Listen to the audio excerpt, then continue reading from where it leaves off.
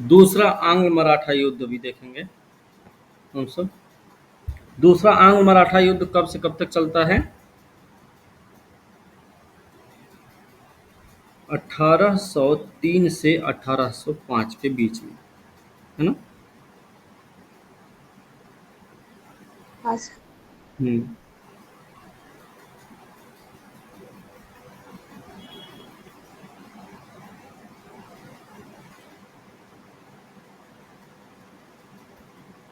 Okay, इसमें क्या हुआ है? इसमें भी हमने बताया था नाना फडणवीस की मृत्यु हुई है। फिर से वही मराठा संघ में जो पहले एक अनिश्चितता का दौर शुरू हुआ था, वही अनिश्चितता का दौर फिर से शुरू हो गया नाना फडणवीस की मृत्यु के साथ ही। अंग्रेजों को भी फ्रांसीसियों का भय सताने लग गया था। वेलेजली उस समय गवर्नर जनरल बन के आया था, तो इसने क्या किया था? इसने अपनी साम्राज्यवादी नीति को बढ़ाने का निर्णय लिया, है ना? 1801 में एक घटना घटती है। 1801 में एक घटना घटती है और एक हत्या होती है। बिट्टू नाम है, ठीक है? उनकी हत्या होती है और ये होलकर से संबंधित है। मेरे ख्याल से होलकर के भाई भी हैं। तो होलकर के भाई हैं, इनकी हत्या होती है। इसके परिणाम स्वरूप क्या होता है? होलकर ने पेशवा और सिंधिया की संयुक्त सेना को पराजित कर दिया। 1801 में बिट्टू की हत्या, होलकर द्वारा पेशवा और सिंधिया को पराजित किया जाना, होलकर द्वारा पुणे पर नियंत्रण स्थापित किया जाना। इसके बाद बाजीराव द्वितीय द्वारा बसीन की संधि करना। बसीन की संधि होती है। कब होगी? 1802 में। किसके किसके साथ हो रही है? बाजीराव द्वितीय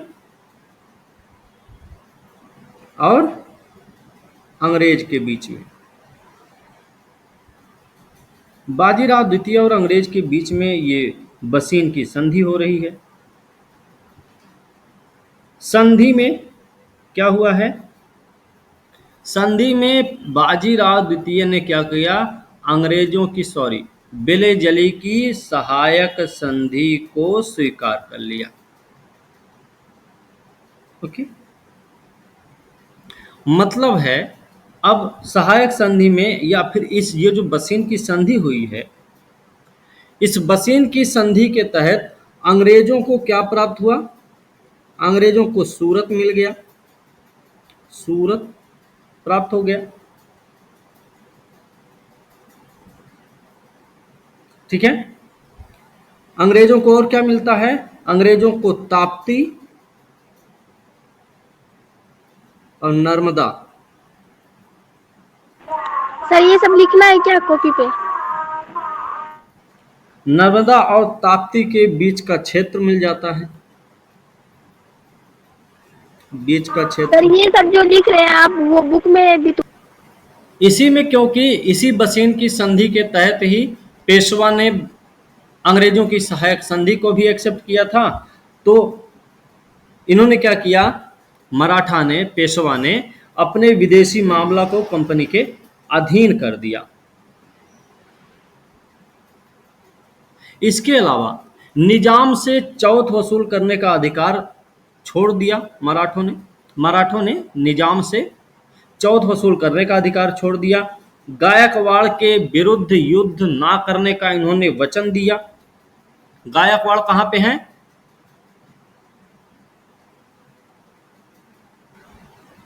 ठीक है, तो गायकवाड़ के विरुद्ध युद्ध ना करने का इन्होंने वचन दिया। मतलब ये संधि जो रही वो अंग्रेजों के लिए महत्वपूर्ण हुई, क्योंकि ये मराठा संघ के साथ की गई थी। मराठा संघ के साथ की गई थी, मराठा शासक के साथ नहीं हुई थी।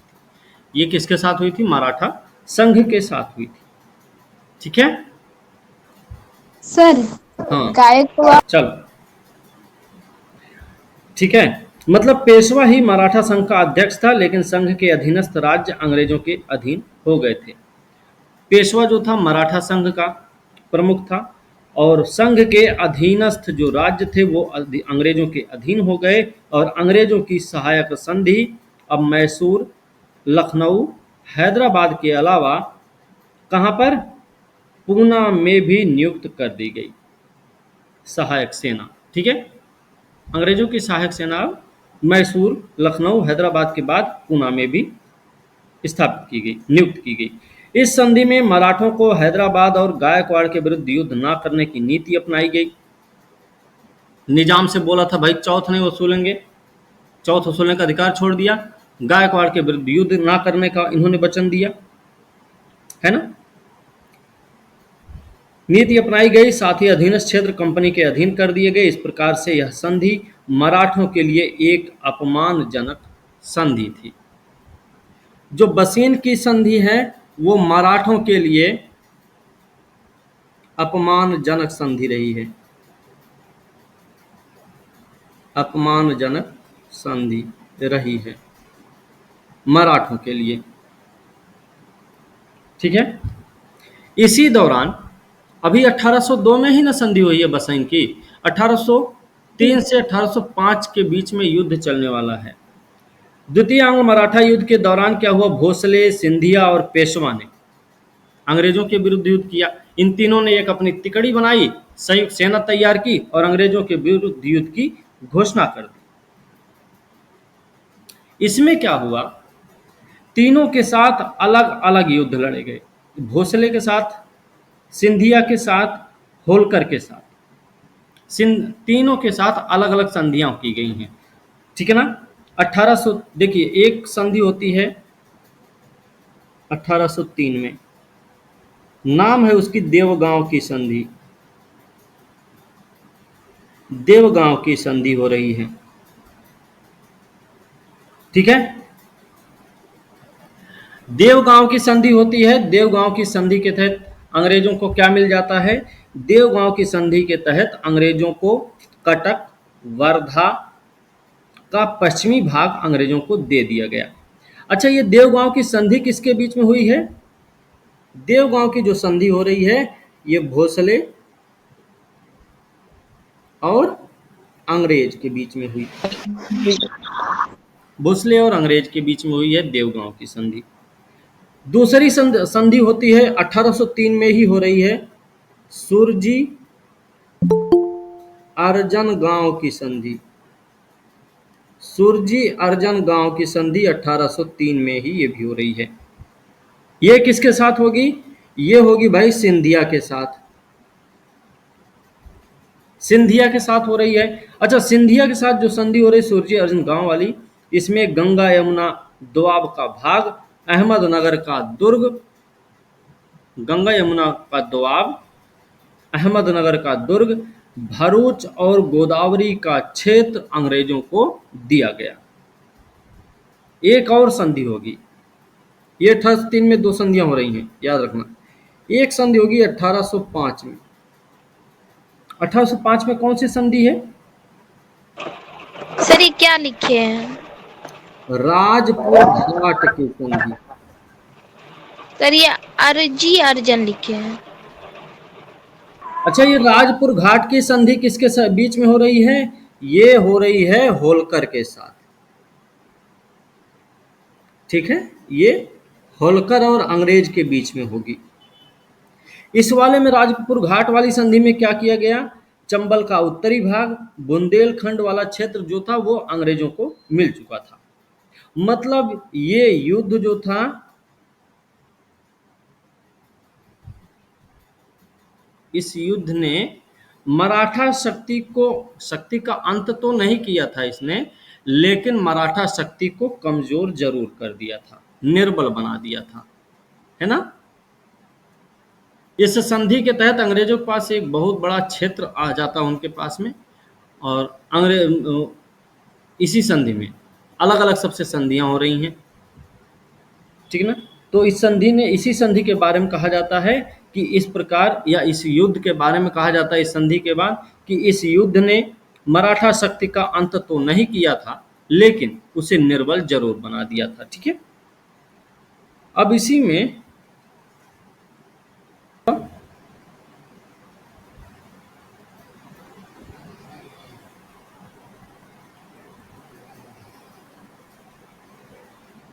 हम्म।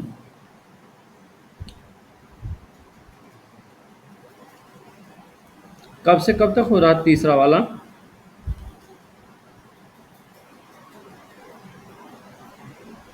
1817, 1818। इसमें क्या हुआ? बस। बेलेजली के बाद एक नया गवर्नर आता है जो लॉर्ड हेस्टिंग्स। लेकिन एक चीज याद रखना, वेलेजली से लेकर, वेलेजली से हेस्टिंग्स तक, लॉर्ड हेस्टिंग्स की बात करें, वॉरेन की नहीं, लॉर्ड हेस्टिंग्स की हम बात कर रहे हैं।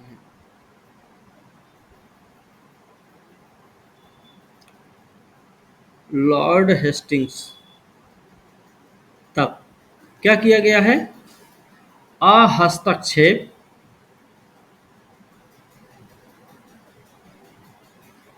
अहस्तक्षेप और तटस्थता की नीति का पालन किया गया।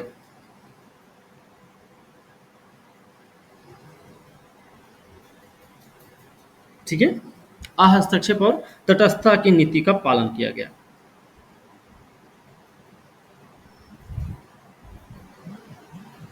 लेकिन लेकिन लॉर्ड हेस्टिंग्स जब आता है तो ये भारत में अंग्रेजों की श्रेष्ठता को स्थापित करने का प्रयत्न करता है। भारत में अंग्रेजी श्रेष्ठता को स्थापित करने के लिए कौन सा कदम करे, कौन सा कार्रवाई करने वाला है, क्या काम करने वाला है? तो इसने भाई क्षेत्रीय शक्तियों के विरुद्ध दमनात्मक कार्रवाई शुरू की। ठीक है, क्षेत्रीय शक्तियों की दमनात्मक कार्रवाई शुरू की। इसी क्षेत्रीय शक्तियों के दमनात्मक कार्रवाई के ही अंतर्गत इसने क्या किया? पिंडारियों के दमन के लिए एक अभियान चलाया। फिर क्या होता है? फिर इसने दमनात्मक कार्रवाई शुरू की। दमनात्मक कार्रवाई के रूप में इसने सबसे पहले पिंडारियों के दमन के लिए एक अभियान चलाया।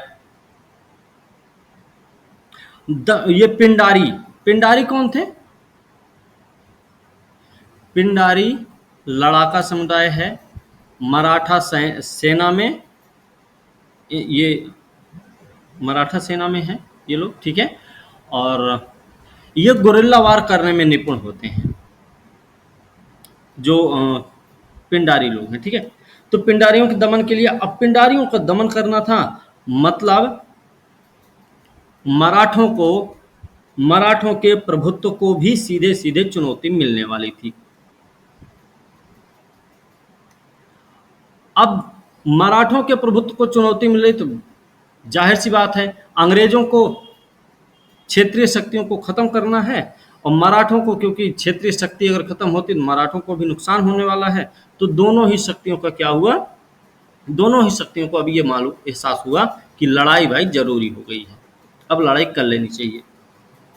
17 और 18 में, 17 और 18, 1817 और 1818 में ग्वालियर और मंदसौर की संधि, पुणे, ग्वालियर और मंदसौर, 3 संधियां होती हैं। ठीक है, 3 संधि, पुणे, ग्वालियर,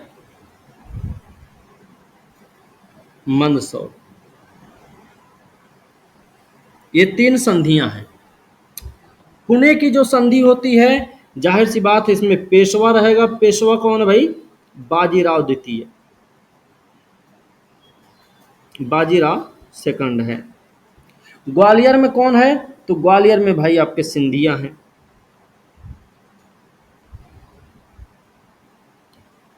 मंदसौर में कौन है? तो मंदसौर में होलकर, मंदसौर की संधि होलकर के साथ होगी। 3 संधियां 3 लोगों की उसमें हुई हैं। ये 3 संधियों ने, इन संधियों के अनुसार पिंडारियों के दमन में अंग्रेजों का साथ देने के साथ साथ चंबल नदी के दक्षिण पश्चिम राज्य में अपना अधिकार समाप्त करने का वचन दिया। साथ ही साथ सर पुणे का पेशवा और क्या? ग्वालियर का सिंधिया, ग्वालियर सिंधिया, मंदसौर में होलकर। ठीक है। बाजीराव द्वितीय हैं। ठीक है। ये तीनों जो संधियां हुई हैं पिंडारियों के दमन को लेकर हैं, उनका अंग्रेजों का साथ देने के लिए हैं। चंबल नदी, इस संधि के अनुसार चंबल नदी के दक्षिण का जो हिस्सा रहा है उस पर से इन्होंने इन सबको अपने अधिकार का वचन, मतलब अपने अधिकार को समाप्त करने का वचन दिया इन लोगों ने। साथ ही साथ पेशवा ने मराठों की अध्यक्षता का या प्रधानता का त्याग किया इस युद्ध में। लेकिन ये संधियां जो हुई थी, हो सकता है कोई प्रेशर में, दबाव में रही हो, इन तीनों संधियों के बावजूद भी पेशवा, भोसले और होलकर ने अंग्रेजों के विरुद्ध युद्ध की घोषणा की। किसने किसने युद्ध की घोषणा की? संधि देखिए इन तीनों ने की है। युद्ध कौन करने वाला है? पेशवा, वही तीनों लोग, पेशवा, सिंधिया, सिंधिया नहीं इसमें, पेशवा, भोसले और होलकर है। मतलब सिंधिया के अलावा युद्ध कौन कौन करने वाले? पेशवा, होलकर होलकर। और भोसले, ये तीनों लोग युद्ध करने वाले हैं। उसके बाद तीसरा आंग्ल मराठा युद्ध शुरू हुआ। हालांकि तीसरे आंग्ल मराठा युद्ध में अंग्रेजों की विजय हुई थी। इस युद्ध के दौरान बाजीराव द्वितीय किरकी, गोरेगांव, अष्टी के युद्ध में पराजित होकर आत्मसमर्पण किया था। इसी युद्ध के दौरान, तीसरे आंग्ल मराठा युद्ध के दौरान ही बाजीराव बाजीराव द्वितीय, इन्होंने किरकी किरकी का युद्ध, ठीक है, किरकी का युद्ध, कोरेगांव का युद्ध,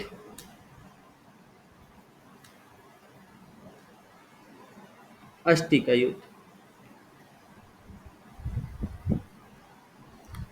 ये तीनों युद्ध हारा है बाजीराव द्वितीय। और बाजीराव द्वितीय ने दोनों तीनों युद्ध हार कर खुद को, मतलब अंग्रेजों के सामने इसने आत्मसमर्पण कर दिया था। मतलब पेशवा का पद भी समाप्त हो गया। इसी के साथ पेशवा का पद समाप्त होने के साथ ही पेशवा राज्य को अंग्रेजी साम्राज्य में मिला लिया गया और पेशवा को 4 लाख की वार्षिक पेंशन देकर बिठूर में रहने की आज्ञा दे दी। वहीं पर इनकी मृत्यु होती है 1853 में। बाजीराव द्वितीय की मृत्यु कब होती है? 1853 में। कहाँ पे होती है? बिठूर में। बिठूर कहाँ है? यूपी में। ठीक है। इन सब के अलावा ये तो किरकी, कोरेगांव और अष्टी का युद्ध रहा, क्योंकि पेशवा से युद्ध लड़ा गया तीनों, तो पेशवा हार गए, पेशवा पद खत्म हुआ। अभी भोसले और होलकर 2 लोग बचे हुए हैं। एक युद्ध होता है सीता बर्डी का युद्ध। सीता बर्डी का युद्ध, ये सीता बर्डी का युद्ध किसके बीच में होगा?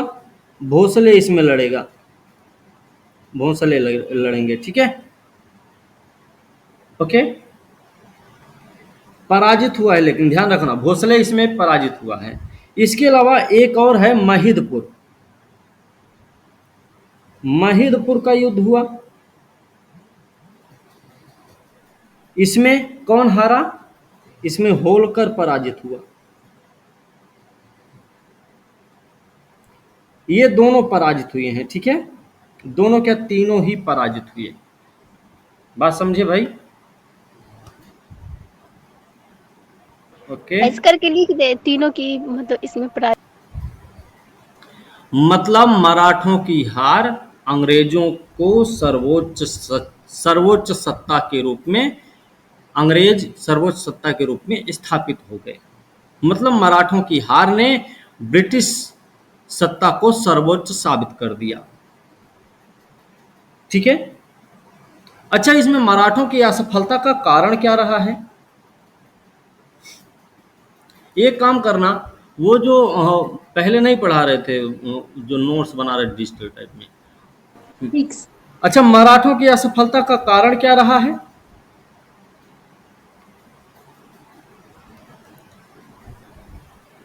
मराठों की असफलता का कारण रहा है, इन्होंने परंपरागत युद्ध नीति को त्याग कर पैदल सेना, तोपखाने पर अधिक बल दिया था और घुड़सवार सेना की अवहेलना की थी इन्होंने। ठीक है।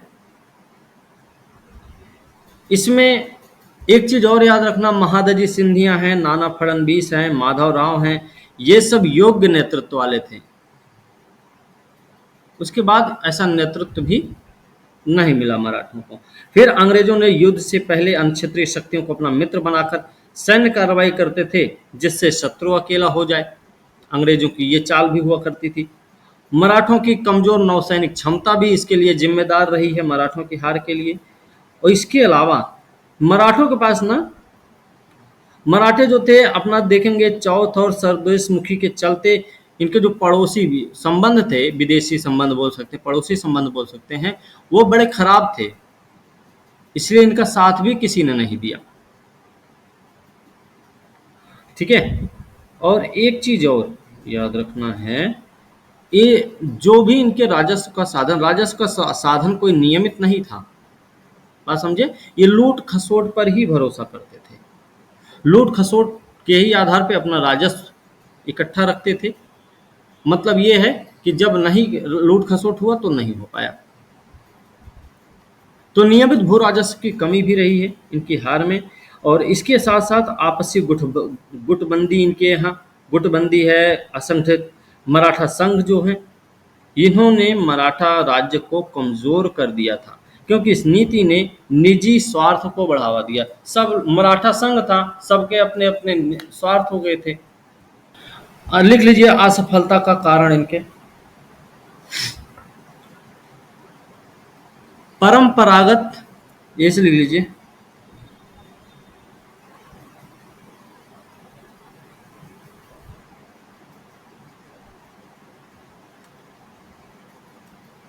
परंपरागत युद्ध नीति को त्याग कर, परंपरागत युद्ध नीति को त्याग कर पैदल सेना,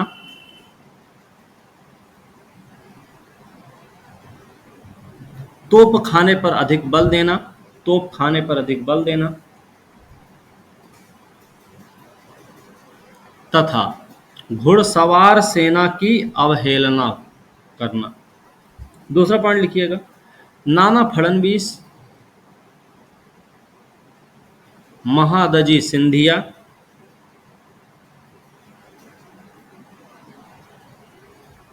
महादजी सिंधिया और माधव राव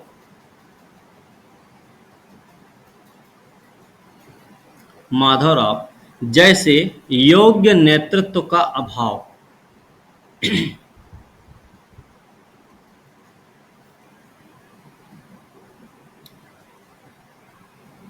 सर पहला पॉइंट ना फिर से बोल दीजिए। किएगा,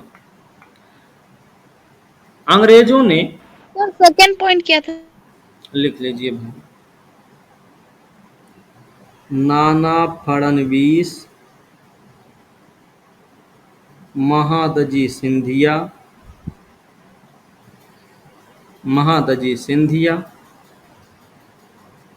माधव राव जैसे योग्य नेतृत्व का अभाव, योग्य नेतृत्व का अभाव। अगला पॉइंट लिखिएगा, मराठों की कमजोर नौसैनिक क्षमता, मराठों की कमजोर नौसैनिक क्षमता।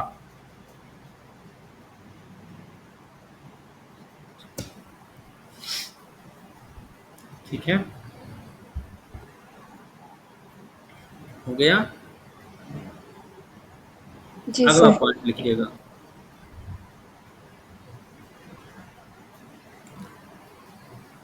चौथ और सरदेशमुखी नीति के चलते, चौथ और सरदेशमुखी नीति के चलते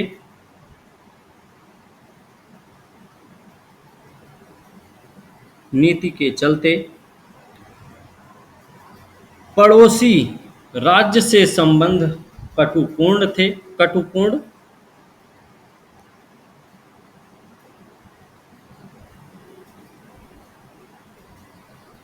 कटुपूर्ण थे, जिससे मराठों को कोई सहयोग नहीं मिला। जिससे मराठों को कोई सहयोग नहीं मिला।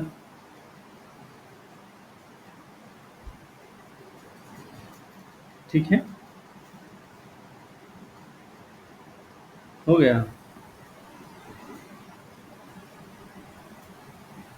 जी सर, हो गया। ठीक है, अगला पॉइंट लिखिएगा। ये बलपूर्वक बलपूर्वक एकत्र की गई धनराशि पर निर्भर थे।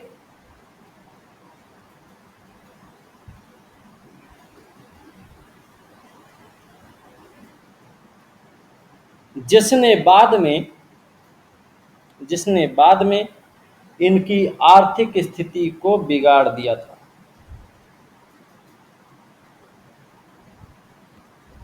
अगला पॉइंट,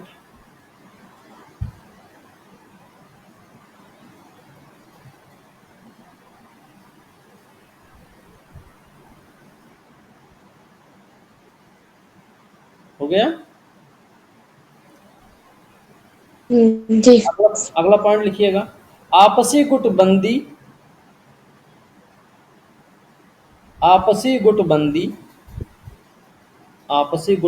ने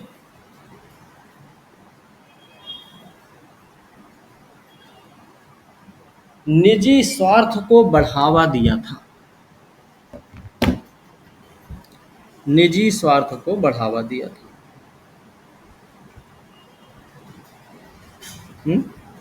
हो गया। जी सर, हो गया। बहुत बढ़िया। ब्रिटिश सेना ने 1799 में सुल्तान टीपू पर हमला किया। चौथा अंग्ल मैसूर युद्ध है। संक्षिप्त मगर भयानक युद्ध के बाद फ्रांसीसी सहायता पहुंचने से पहले ही उसे हरा दिया। टीपू ने अभी भी गिड़गिड़ा कर शांति की भीख मांगने से इनकार कर दिया। उसने गर्वपूर्वक घोषणा की कि काफिरों का दयनीय दास बनकर और उनके पेंशन प्राप्त राजाओं नवाबों की सूची में शामिल होकर जीने से अच्छा एक योद्धा की तरह मर जाना है। ये किसने कहा था स्टेटमेंट, आपको पता होना चाहिए। अपनी राजधानी श्रीरंगपट्टनम की रक्षा करते हुए 4 मई 1799 को बहादुरों की मौत मरा। उसकी सेना अंत तक टीपू वफादार सुल्तान। बनी रही। ठीक है ना, ये हमें याद रखना है। उसके बाद मरने के बाद क्या हुआ कि उनका आधा राज्य तो भाई अंग्रेज और निजाम जो सहयोग किए थे और उनके बीच में आपस में ही बांट दिया गया है ना। ये सब तो हम पहले भी पढ़ चुके हैं। ठीक है, पर इसमें अलग दिया हुआ है, ये सब हम लोग पढ़ लिए। हेस्टिंग का समय है 1813 से 1822। वैसे इनका जो समय है नॉर्मल, अगर एग्जाम में जैसे पूछा गया है, इनका जो कार्यकाल है वो 1813 से 1823 के बीच का माना जाता है। इनके समय में एक युद्ध हुआ है, नाम है उसका आंग्ल नेपाल युद्ध। ठीक है, इसके अलावा आप देखेंगे तो एक युद्ध और लड़ा गया था, तीसरा आंग्ल मराठा युद्ध। हमने बताया आपको, तीनों आंग्ल मराठा युद्ध हमने आपको बता दिए हैं ना। जी सर। तीसरा आंग्ल मराठा युद्ध लड़ा गया था, तो तीसरे आंग्ल मराठा युद्ध के पीछे मूल कारण क्या रहा है, किसी को आइडिया है? तीसरे आंग्ल मराठा युद्ध के पीछे मूल कारण रहा है पिंडारियों का दमन, है ना। ये सीधे किसी राज्य से नहीं लड़ना चाह रहे थे। ये एक बहाना चाहते थे कि हम भाई क्षेत्र में जो अराजक के रूप में फैले पड़े हैं उनको हम समाप्त करेंगे। तो इसमें क्या होगा भाई, कोई किसी का सहयोगी होगा, कोई किसी का हित होगा, कोई किसी का दोस्त भाई भी होगा, तो लोग अपने अपने उसमें आएंगे फिर, है ना। लेकिन तीसरा आंग्ल मराठा युद्ध जब देखते हैं तो उसमें हम अलग अलग संधियां भी देखते हैं। हर एक व्यक्ति से संधियां होती रहती हैं, 3 संधियों के बारे में हम सब पहले भी पढ़ चुके हैं, है ना। वो तीनों संधियां रही हैं, और वो तीनों संधियां किसके किसके साथ रही हैं। एक तो पेशवा बाजीराव के साथ संधि हुई। इससे पहले इसमें एक पेशवा बाजीराव के साथ 3 युद्ध लड़े गए, किरकी, कोरेगांव और अष्टी का युद्ध, जिसमें पराजित हुआ पेशवा, और पराजित होने के बाद इसने क्या किया, आत्मसमर्पण कर लिया था। उसके बाद एक युद्ध लड़ा गया, क्या नाम है इनके साथ, भोसले के साथ सीताबर्डी का युद्ध रहा है। फिर होलकर के साथ युद्ध लड़ा गया जो कि महीदपुर का युद्ध था। ये तीनों युद्ध अलग अलग तीनों सेनाओं से लड़े गए, और तीनों सेनाओं को पराजित भी किया गया। लास्ट में जाके तीनों के साथ संधि भी हुई, और लास्ट में क्या किया गया, ब्रिटिश साम्राज्य को एक सर्वोच्च सत्ता के रूप में स्थापित भी किया गया, है ना। ये चीज़ें हम देख लिए थे। अच्छा, मराठों के असफलता का मूल कारण क्या रहा है, ये आप में से किसी को आइडिया है? परंपरागत नीतियों को त्याग कर पैदल सेना, सर देख कर बता रहे हैं, याद हाँ, नहीं है ज्यादा। सेना मजबूत नहीं होना। ठीक है। तो खाने पर अधिक बल देना तथा घुड़सवार सेना की अवहेलना करना। ठीक है, अगला पॉइंट। चौथ और सर्ववेद नीति के चलते पड़ोसी राज्य से संबंधित तथ्यों पुण्य थे, जिससे मराठों की कोई सहयोग नहीं मिला। अगला पॉइंट बताओ। ये बलपूर्वक एकत्रित की गई धन राशि पर निर्भर, जिसने बाद में उनकी आर्थिक नीति को बिगाड़ दिया। Very good. आपसी गुटबंदी ने निजी स्वार्थ को बढ़ावा दिया था। निजी स्वार्थ को बढ़ावा दिया, और इतना ही, अब नहीं है। अंग्रेजों की मित्रवत नीतियां। अंग्रेज लड़ाई करने से पहले क्या करते थे, पड़ोसी राज्यों से मित्रवत संबंध बनाते थे, ताकि उसको कोई सहायता भी ना दे पाए। ये वाली नीति भी अंग्रेजों की रही है। इसके साथ साथ नाना फडणवीस, महादजी सिंधिया जैसे लोग रहे, जो दूरदर्शी व्यक्ति रहे, योग्य नेतृत्व वाले व्यक्ति रहे। ऐसा दोबारा नेतृत्व भी नहीं मिल पाया। नाना फडणवीस, महादजी सिंधिया, माधवराव जैसे योग्य नेतृत्व का नाम लिया जाता है। ये कुछ कमियां रहीं, इस वजह से मराठे जो रहे वो असफल हुए थे, इन्हीं सब नीतियों के चलते।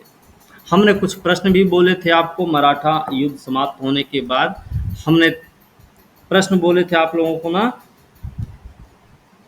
मराठों में आंतरिक संघर्ष ही मराठा शक्ति को समाप्त करने में अहम भूमिका निभाई। ये चैप्टर पढ़ने के बाद आप ऐसा एक प्रश्न तैयार कर सकते हैं। एक प्रश्न ऐसा भी हो सकता है, लॉर्ड हेस्टिंग्स ने साम्राज्यवादी नीति का अनुसरण करते हुए क्षेत्रीय शक्ति के रूप में मराठा संघ को समाप्त कर दिया, स्पष्ट कीजिए। और भी प्रश्न हैं, बेलेजली की विस्तारवादी नीति ने भारत में अंग्रेजी प्रभुसत्ता को मजबूती प्रदान की, स्पष्ट करें। ठीक है ना। ऐसे कुछ चीज़ें, ऐसे कुछ प्रश्न आपको मिलेंगे। हेस्टिंग्स के समय में तीसरा आंग्ल मराठा युद्ध लड़ा गया है, जो कि पिंडारियों के दमन से ही संबंधित है। इस समय में आंग्ल नेपाल युद्ध भी हुआ, है ना, 1814 से 1816 के बीच में, जिसमें एक संधि होती है, और संधि का नाम है सगौली की संधि। सगौली की संधि 1816 में। ठीक है। द्वितीय आंग्ल मराठा युद्ध ने मराठा सरदारों की शक्ति को तोड़ दिया था। हमने पढ़ाया भी आपको कि कैसे इस द्वितीय आंग्ल मराठा युद्ध में ही वो उक्ति बड़ी फेमस हुई, बेलेजली की। बेलेजली ही था ना उस समय, बोलिए ना भाई। जी सर। बेलेजली ही था जिसने कहा था कि हमने अपने दोस्तों को, अपने मित्रों को शक्तिशाली नहीं बनाया, लेकिन हमने अपने शत्रु को क्या कर दिया, पंगु कर दिया है। पंगु कर दिया मतलब अपाहिज बना दिया है। क्योंकि तीनों से पेशवा, सिंधिया, होलकर, भोसले, सबसे अलग अलग संधियां हुई, सबसे अलग अलग क्षेत्र भी लिए गए, सेनाओं को खत्म किया गया इनके। इस तरीके से इन्होंने द्वितीय आंग्ल मराठा युद्ध में ऐसी नीतियों को अपनाया इन्होंने। ठीक है ना, इस तरीके से। पर उनके साहस को नहीं तोड़ सका। उन्होंने 1817 में अपनी खोई स्वाधीनता प्रतिष्ठा को फिर से पाने का एक और हताशपूर्ण प्रयत्न किया। मराठा सरदारों का एक संयुक्त मोर्चा बनाने में पहल पेशवा ने की, जो ब्रिटिश रेजिडेंट के कड़े नियंत्रण में छटपटा रहा था। पेशवा ने नवंबर 1817 में पूना में अंग्रेज रेजिडेंट पर हमला किया। ये बात आपको याद रखनी चाहिए। अप्पा साहब ने नागपुर स्थित रेजिडेंस पर हमला किया। नागपुर में की रेजिडेंसी पर हमला किया अप्पा साहब ने। माधवराव होलकर युद्ध की तैयारी करने लगा। माधवराव होलकर मतलब दूसरे जो हैं, जिनके साथ कौन सा युद्ध लड़ा गया था? होलकर के साथ कौन सा युद्ध लड़ा गया था बाद में? महीदपुर का युद्ध। गवर्नर जनरल लॉर्ड हेस्टिंग्स 13 से 22, 13 से 23 याद रखना, 10 साल का कार्यकाल इनका रहा है। पूरी ताकत के साथ जवाबी हमला किया। उस समय गवर्नर जनरल लॉर्ड हेस्टिंग्स ही था। जब पेशवा ने पूना पर, अप्पा साहब ने नागपुर रेजिडेंसी पर हमला किया, और माधवराव होलकर जब युद्ध की तैयारी कर रहा था, महीदपुर का युद्ध लड़ने के लिए तैयार हुआ था। और एक और है भोसले, जो लड़ रहा है कौन सा युद्ध? भोसले कौन सा युद्ध लड़ेगा? सीतामढ़ी का युद्ध। चलो, 13 से 22 पूरी ताकत के साथ जवाबी हमला हुआ। सिंधिया को ब्रिटिश अधीनता स्वीकार करने पर मजबूर किया। पेशवा, भोसले, होलकर की सेनाओं को हराया। पेशवा को 3 युद्ध में लगातार हराया गया। किर्की, कोरेगांव, कौन सा? किर्की, कोरेगांव और अष्टी का युद्ध। हार गया पेशवा। हारने के बाद उसने क्या किया? आत्मसमर्पण भी कर दिया अंग्रेजों के सामने। ठीक है, हाँ, 1817-18। Very good. ठीक है, पेशवा को गद्दी से उतार दिया गया। पेंशन देकर कानपुर के पास बिठूर में बिठा दिया गया। कितने पेंशन दी गई उसको? पेंशन कितना दिया गया? वार्षिक पेंशन 4 लाख रुपए दिए गए, वार्षिक पेंशन दिए गए इसको। ठीक है, उसका राज्य हड़प कर बंबई की विस्तारित प्रेसिडेंसी बनाई गई। होलकर, भोसले ने सहायक सेना रखना स्वीकार कर लिया।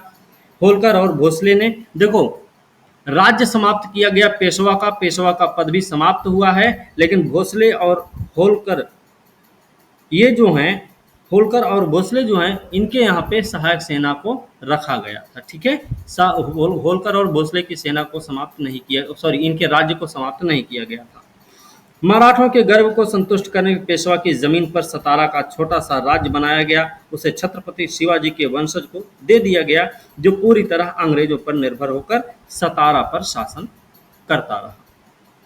ठीक है, पेशवा को हटाने के बाद सतारा में एक छोटा सा राज्य बनाया गया। छत्रपति शिवाजी के कोई वंशज थे, उन्हीं को उस गद्दी पे बैठा दिया गया, लेकिन वो अंग्रेजों के अधीन ही रहे। दूसरे भारतीय राज्यों के शासकों की तरह मराठा सरदार भी ब्रिटिश सत्ता की दया पर आश्रित हो गए। राजपूताना के राज्य कई दशकों से सिंधिया, होलकर के प्रभुत्व में थे। मराठों के पतन के बाद वे लोग भी अपनी स्वाधीनता का फिर से दावा करने में असमर्थ थे। उन्होंने तत्काल ही अंग्रेजों की स्वाधीनता स्वीकार कर ली। राजपूताना में कौन कौन था? राजपूताना में आप देखेंगे तो उसमें जोधपुर, जयपुर, मच्छेरी, बूंदी, भरतपुर, ये सब उसी में आते हैं। ठीक है, भरतपुर में जाटों का शासन था। जाट नेता का नाम सुना होगा, सूरजमल है ना? ये जाटों का, हाँ, जाटों का जो विद्रोह हुआ था, किसान विद्रोह बोलते हैं उसको, ये औरंगजेब के समय में ये सब उत्पन्न हुए थे। ठीक है, औरंगजेब के समय में इस क्षेत्र में बहुत बड़ा विद्रोह हुआ था। उस विद्रोह के बाद ये भरतपुर राज्य की स्थापना की गई। ठीक है, जाटों के द्वारा। चलिए, इस तरह 1818 तक पंजाब सिंध को छोड़कर पूरा भारतीय उपमहाद्वीप अंग्रेजों के नियंत्रण में आ चुका। पूरे क्षेत्र के एक भाग पर सीधे अंग्रेजों का शासन था, बाकी भाग पर अनेक भारतीय शासक राज्य कर रहे थे, जिन पर अंग्रेजों का पूरा जोर चलता था। इन राज्यों के पास अपनी सेनाएं नहीं के बराबर थीं, और उनके कोई स्वतंत्र विदेशी संबंध भी नहीं थे, क्योंकि ये लोग सहायक संधि स्वीकार कर चुके थे। हमने पहले भी बता रखा है सहायक संधि का प्रभाव ब्रिटिशों के लिए क्या रहा है, सहायक संधि का प्रभाव भारतीय राज्यों रियासतों के लिए क्या रहा है, उसका लाभ अंग्रेजों को कैसे मिला, भारतीय रियासतों को कौन सी हानि झेलनी पड़ी थी। ये सारी चीज़ें हम पहले भी बात कर चुके हैं। ठीक है, तो एक बार भाई वीडियो जरूर देख लेना, अपना याद वाद कर लेना। ठीक है, चलो।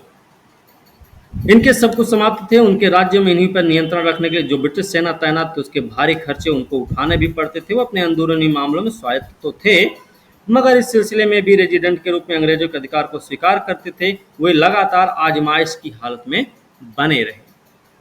याद रखना ये बात, जब सहायक संधि थोपी गई या किसी पे लादी गई या किसी को सहायक संधि के अंतर्गत शामिल किया गया तो उनके आंतरिक मामलों में हस्तक्षेप करने का वचन, मतलब हस्तक्षेप ना करने का वचन दिया गया अंग्रेजों के द्वारा। लेकिन बाद में समय जैसे जैसे बीतता जाता है, रेजिडेंट क्या करता है, आंतरिक मामलों में भी हस्तक्षेप करना शुरू कर देता है।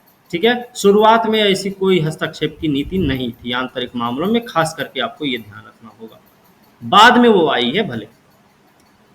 ठीक है, और सहायक संधि ने सेना को खत्म किया, विदेशी संबंध खत्म किए, सारे मामले खत्म किए, सिर्फ और सिर्फ नाम मात्र का राजा बना।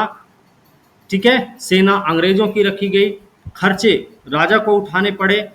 जब राजा खर्चा देने से, खर्चा वहन करने में असमर्थ साबित होता था, उस समय वो क्या करता था, अंग्रेजों को एक छोटा सा क्षेत्र या अपने राज्य का कोई हिस्सा अंग्रेजों को दे देता था। ठीक है ना, ये सारी चीजें हमें ध्यान रखनी पड़ेगी। ब्रिटिश शासन को सुदृढ़ बनाने का काम 1818 से 1857 के बीच में किया गया।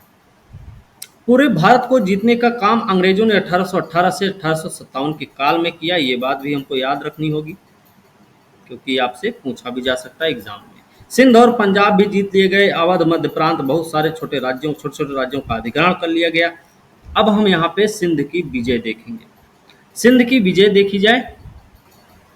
ठीक है, सिख साम्राज्य की बात करें, गुरु गोविंद सिंह की मृत्यु होती है 1716 में। उनके शिष्य हैं बंदा बहादुर, वो सिखों को नेतृत्व प्रदान करते हैं। बंदा बहादुर है ना, गुरु गोविंद सिंह के बाद, मृत्यु के बाद बंदा बहादुर नेतृत्व संभालते हैं। उसके बाद सिख जो हुए वो नेतृत्वहीन हो गए। इसी दौरान सिखों ने क्या किया, शरबत, खालसा और गुरुमत्ता जैसी प्रथाओं को शुरू किया। अब ये जो है शरबत, खालसा और गुरुमाता क्या था, गुरुमत्ता क्या था भाई? देखो, साल भर में 2 सभाएं लगती थीं। दोनों सभाएं क्या, बैसाखी और दिवाली पर। इन दोनों सभाओं में बैसाखी और दिवाली के दिन ये लोग जो भी, ये जो सभाएं होती थीं, इसमें इसको बोलते थे शरबत खालसा। ये जो सभाएं होती थी बोली जाती थी शरबत खालसा, और जो निर्णय लिए जाते थे, जो मत इकट्ठा होते थे, उनको बोला जाता था गुरु मत्ता। ठीक है ना, गुरु मत्ता, गुरु मत माता, ऐसे कुछ। ठीक है ना, याद रखना। अब कपूर सिंह, कपूर सिंह आए 1748 में। 1748 में कपूर सिंह आते हैं, और 1748 में कपूर सिंह ने क्या किया, खालसा पंथ की स्थापना की। खालसा पंथ इन्होंने स्थापित किया कपूर सिंह ने। इस खालसा दल ने क्या किया, आर्थिक स्थिति को सुधारने के लिए खालसा दल ने अपनी आर्थिक स्थिति को सुधारने के लिए 1753 में एक नीति लागू की, और उस नीति का नाम था राखी प्रथा। तो राखी प्रथा की शुरुआत की गई सिखों के द्वारा।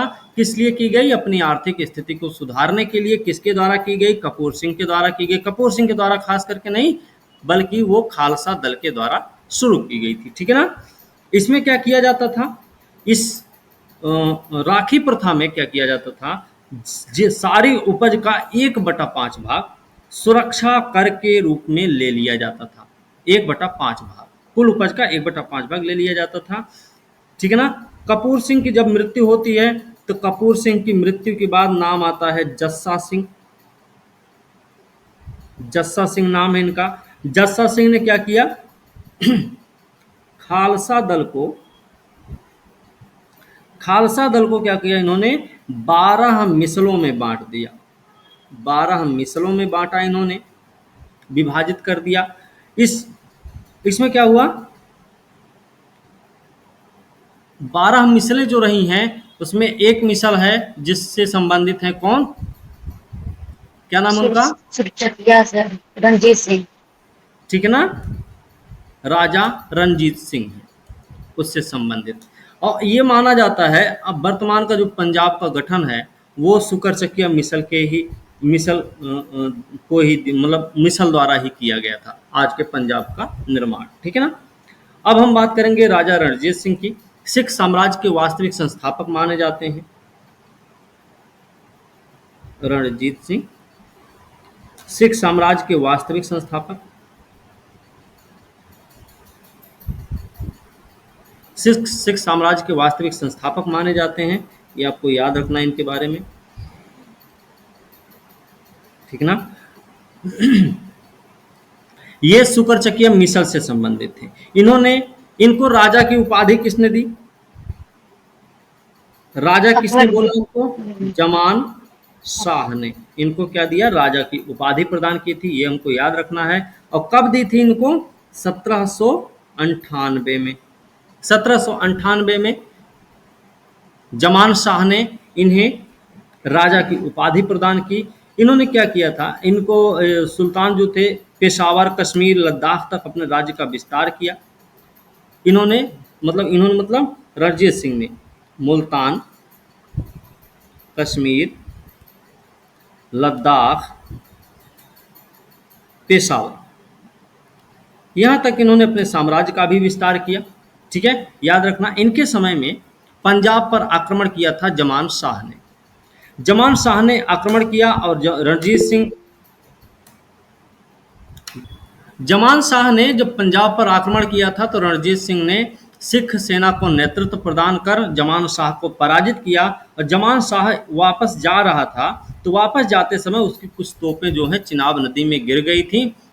उन सभी तोपों को निकलवा कर रणजीत सिंह ने क्या किया? जमान शाह को सौंप दी थी, जिससे खुश होकर जमान शाह ने क्या किया?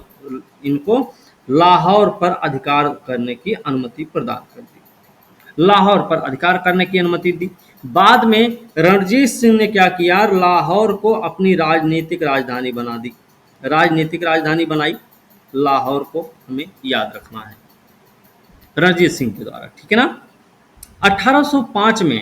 1805 का समय है और 1805 में राजा रणजीत सिंह ने भंगी मिसल से इन्होंने अमृतसर को छीन लिया।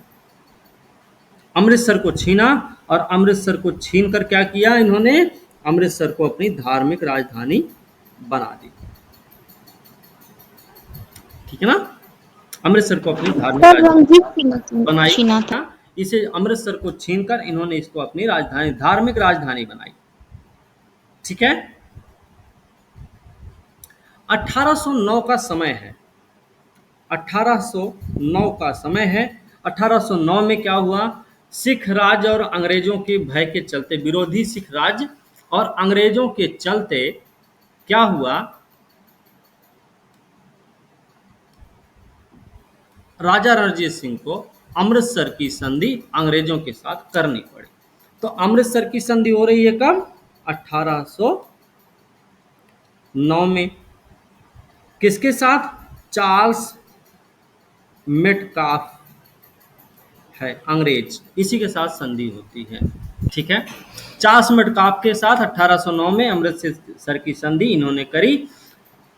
फिर इन्होंने 1809 में ये पूछा जाता है, 1809 में रणजीत सिंह ने कांगड़ा विजय किया।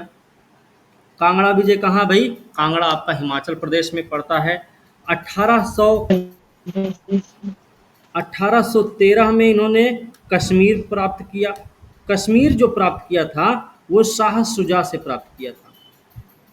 शाह शुजा से प्राप्त किया था। 1813 में कश्मीर को प्राप्त किया। 1813 में ही इन्होंने अटक को भी जीता, अटक को भी प्राप्त किया। इसके अलावा 1818 में मुल्तान। 1819 में क्या हुआ? 1819 में जब्बार खान एक था, जब्बार खान अफगान गवर्नर है, इसको हराया इन्होंने। उसके बाद हराकर कश्मीर पर अधिकार कर लिया 1819 में। ठीक है। फिर 1820-21 में इन्होंने क्या किया? 1820-21 में डेरा गाजी, डेरा खान, डेरा इस्माइल और लेह पर अधिकार किया। फिर 1832 में पेशावर पर अधिकार हुआ इनका। 1833-34 में 1833-34 में क्या किया इन्होंने? मुजरी कबीले को पराजित किया। मुजरी कबीले को पराजित करके इन्होंने क्या किया? शिकारपुर पर कब्जा कर लिया। ठीक है, ये अंत में इन्होंने मुजरी कबीलों को ही हराया है और शिकारपुर पर अधिकार किया है। सर डेरा इनकी मृत्यु होती, राजा रणजीत सिंह की जब मृत्यु होती है तो राजा रणजीत सिंह के उत्तराधिकारी 3 होते हैं। इनके नाम क्या हैं? 3 उत्तराधिकारी हैं राजा रणजीत सिंह के। उत्तराधिकारी कौन कौन हैं? दिलीप सिंह, खड़क सिंह। ओके, दो ही जनरली मिलता था, दिलीप सिंह और खड़क सिंह। हाँ, तीसरा नहीं पता। खड़क सिंह, शेर सिंह, दिलीप सिंह, ये 3 होते हैं इनके उत्तराधिकारी। ठीक है,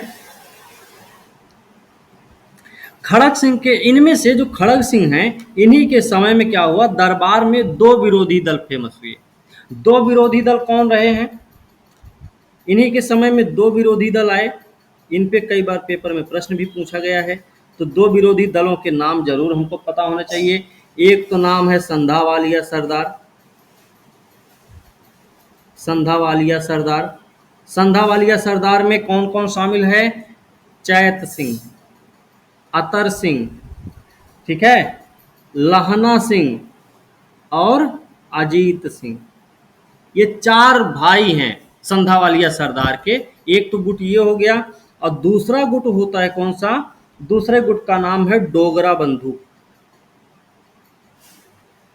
डोगरा बंधु में कौन है?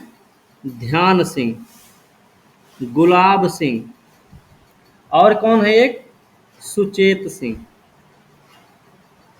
ध्यान, गुलाब, सुचेत, डोगरा बंधु। संधावालिया में चैत, अतर, लहना और अजीत, ये 2। सर गुलाब के पहले क्या लिखे हुए हैं? गुलाब के पहले ध्यान सिंह। ठीक है, ये 2 जो दल हुए, विरोधी दल हुए, इन्होंने क्या किया? पंजाब राज्य में अराजकता का माहौल उत्पन्न कर दिया। ठीक है, पंजाब में अराजकता का इन्होंने माहौल पैदा कर दिया। 12 में देखा जाए तो 12 मिसलें रही हैं। इनके अपने अपने संस्थापक फिलहाल हम एक बार लिखवा चुके हैं। फिर से एक बार ऐसे नाम ले लेंगे तो आप लोग थोड़ा सा सुन उनके याद वाद कर लेना, लिख लेना। भंगी मिसल के छज्जा सिंह रहे हैं। आलूवालिया मिसल के जस्सा सिंह हैं। रमगढ़िया मिसल के नंद सिंह रहे। नकई मिसल के हरि सिंह हैं। कन्हैया मिसल के जय सिंह रहे हैं। निशान वालिया के संगत सिंह और मोहर सिंह रहे। सिंहपुरिया जिसको फैजुल्ला मिसल कहते हैं, फैजुल्ला मिसल के कपूर सिंह रहे। शहीद मिसल है दीप सिंह। करोड़ सिंधिया जिसको बोलते हैं वो करोड़ सिंह रहे। और इसके अलावा फुलकिया मिसल जिसके फूल सिंह रहे। उल्ले वालिया है, गुलाब सिंह और तारा सिंह 2 लोग रहे हैं इसके। और सुकर चकिया मिसल के नेता रहे हैं चडत सिंह। सुकर चकिया मिसल के नेता रणजीत सिंह नहीं है, सुकर चकिया मिसल से संबंधित हैं रणजीत सिंह, लेकिन सुकर चकिया मिसल के जो नेता रहे उनका नाम है चडत सिंह। ठीक है, अब यहाँ पे सर जो इम्पोर्टेंट वो लिखा दीजिए। सिंध विजय की बात करेंगे भाई। यूरोप और एशिया में अंग्रेजों रूसियों की शत्रुता बढ़ रही थी। यूरोप और एशिया में रूसियों की शत्रुता से बचने के लिए इन लोगों ने कई सारे जतन किए। रूसियों की शत्रुता से बचने के लिए, रूसियों का उन पर कोई आफत ना आ पड़े, इन्होंने क्या किया? अफगानिस्तान को अलग कर दिया भारतीय उपमहाद्वीप से सबसे पहले। उसके अलावा इनको डर था, सता रहा था शुरू में कि भैया सिंध वाला एरिया है, वो खुला मैदान है पूरा, पता नहीं ये रूस वाले कहीं ना कहीं आक्रमण ही ना कर दें हमारे ऊपर। तो इन्होंने सिंध विजय का जिम्मा उठाया, तो अब सिंध विजय कर ही लेना चाहिए। ठीक है, चलिए। तो यूरोप एशिया में अंग्रेजों और रूसियों की शत्रुता बढ़ रही थी। अंग्रेजों को भय था कि अफगानिस्तान या फारस के रास्ते रूसी भारत पर हमला कर सकते हैं। इसी भय के चलते सिंध की विजय परिणाम इसका हुआ, सिंध को विजय करना इनके लिए जरूरी हो गया। रूस को रोकने के लिए ब्रिटिश सरकार ने अफगानिस्तान फारस में अपना प्रभाव बढ़ाने का फैसला भी किया था। कहाँ? अफगानिस्तान फारस में। उसने महसूस किया कि यह नीति तभी सफल हो सके जब सिंध को ब्रिटिश नियंत्रण में लाया जाए। सिंध नदी के व्यापारिक उपयोग की संभावना भी इस लालच का एक कारण थी। सिंध पर विजय पाने का इनका जो उद्देश्य था, एक तो ये था कि भैया रूसी आक्रमण से मुक्ति पानी है, और दूसरा मूल उद्देश्य था इसका व्यापारिक उपयोग की संभावनाएं सिंध नदी को लेकर। ठीक है, 19वीं शताब्दी का तीसरा चौथा दशक है। अफगान युद्ध के दौरान सिंध के अमीरों ने क्या किया? ब्रिटिश सेवा की मदद की थी। तीसरे और चौथे दशक के दौरान, 19वीं शताब्दी के तीसरे चौथे दशक के दौरान की बात, जिसके अंतर्गत सिंध का कुछ क्षेत्र अंग्रेजों को पहले से प्राप्त हो चुका था, लेकिन ब्रिटिश सरकार ने सिंध पर आरोप लगाकर उसके विलय की रणनीति बनाई। 1842 का समय आएगा, 1842 का समय है सिंध विलय की रणनीति पर काम करने के लिए लॉर्ड एलन बरो को भारत का गवर्नर जनरल बनाया गया। भारत का गवर्नर जनरल का मतलब है कि अब भारत का ही गवर्नर जनरल बन रहा 1833 के अधिनियम के तहत, है ना। विलियम बेंटिक भारत का पहला गवर्नर जनरल रहा है, हमको याद रखना होगा।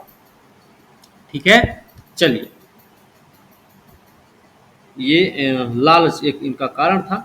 32 की एक संधि के द्वारा सिंध की सड़कों नदियों को ब्रिटिश व्यापार के लिए खोल लिया गया था। 1832 वही अफगानिस्तान के जो सिंध के जो अमीर लोग हुआ करते थे उनके माध्यम से उन्हें संधि हुई थी। सिंध के अमीर कहलाने वाले सरदारों ने 39 में एक सहायक संधि पर हस्ताक्षर भी कराए गए सिंध के अमीरों से। अंत में पहले के इन वादों को बुलाकर उनके राज्य पर कोई आंच नहीं आएगी, सर चार्ल्स नेपियर ने 43 में क्या किया? एक संक्षिप्त अभियान के बाद सिंध का अधिग्रहण कर लिया 1843 में। इससे पहले नेपियर ने अपनी डायरी में लिखा था कि हमें सिंध पर कब्जा करने का कोई हक नहीं है, फिर भी हम ऐसा करेंगे, और यह बदमाशी का एक बहुत ही लाभदायक, उपयोगी और मानवीय उदाहरण होगा। ये काम करने के बदले उसे पुरस्कार स्वरूप 7 लाख रुपए भी दिए गए थे। ठीक, विजय थी ना, वो सामरिक और वाणिज्यिक दृष्टि से महत्वपूर्ण थी। जरूरत समझा गया, चार्ल्स नेपियर को वहां सिंध का रेजिडेंट नियुक्त किया गया। 1843 में सिंध पर विजय भी प्राप्त हुई थी। ठीक है, ठीक है। पंजाब की विजय की बात करें, पंजाब में भी विजय होगा। जून 1839 में महाराजा रणजीत सिंह की मृत्यु होती है। पंजाब में राजनीतिक अस्थिरता फैल गई, हमने बताया अभी। खड़क सिंह, शेर सिंह, दिलीप सिंह, 3 इनके उत्तराधिकारी हुए। खड़क सिंह के समय में पंजाब में राज्य में क्या हुआ? अराजकता का माहौल आया। दो गुट विरोधी दल तैयार हो गए दरबार में ही, संधावालिया और कौन सा दूसरा था? डोगरा बंधु वाला। इसकी वजह से पंजाब में अराजकता का माहौल आया। क्या होता है इसमें? स्वार्थी और भ्रष्ट नेताओं का बोलबाला हो गया। अंत में सत्ता बहादुर, देशभक्त मगर एकदम अनुशासनहीन सेना के हाथों में आ गई। बहादुर देशभक्त थे, नो डाउट है, लेकिन अनुशासनहीन रहे। इसके बाद अंग्रेज सतलुज पार पांच पानियों के देश को लालच भरी निगाहों से देखने लगे। हालांकि उन्होंने 1809 में रणजीत सिंह के साथ स्थायी मित्रता की संधि पर हस्ताक्षर किए थे। 1809 में कौन सी संधि हुई थी भाई? अभी थोड़ी देर पहले बताए हैं।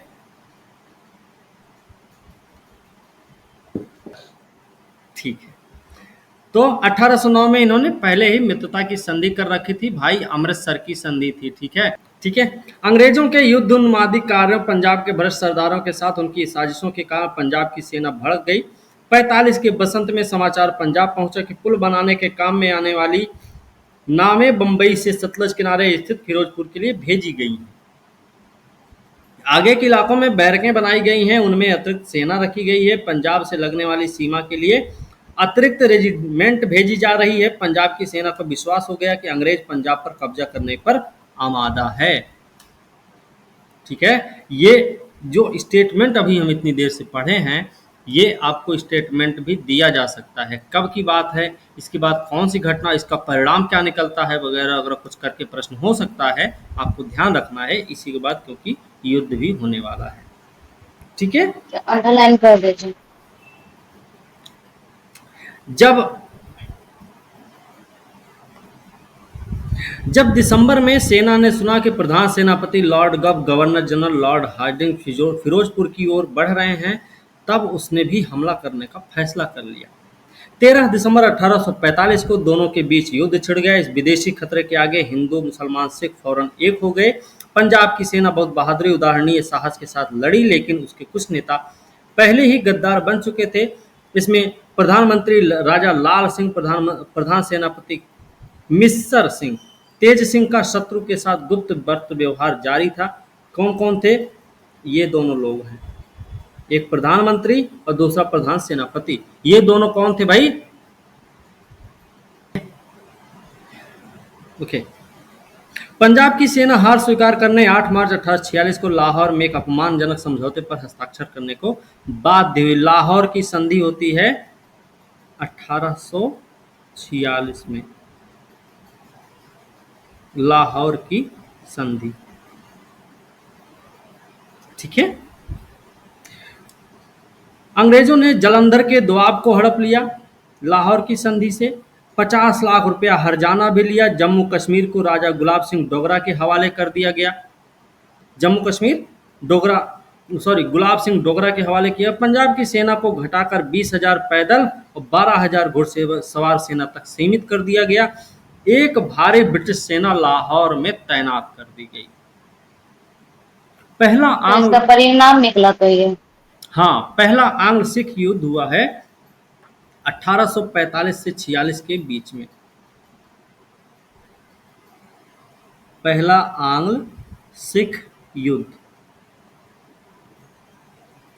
1845-46 में हुआ था, ध्यान रखना। ठीक है, जो पंजाब में फैली अराजकता थी उसी को संभालने का एक उद्देश्य था फिलहाल। और इनके जो राजा रणजीत सिंह की मृत्यु जब हुई, इनके जो पुत्र हैं दिलीप सिंह, राजा दिलीप सिंह, जो कि अंतिम सिख शासक भी माने जाते हैं, वही शासक बनाए भी गए। वयस्क पुत्र थे। इनका राज्यारोहण हुआ है। इनकी संरक्षी माँ है जिनका नाम है रानी जिंदन जिनका नाम है। ठीक है, रानी जिंदन।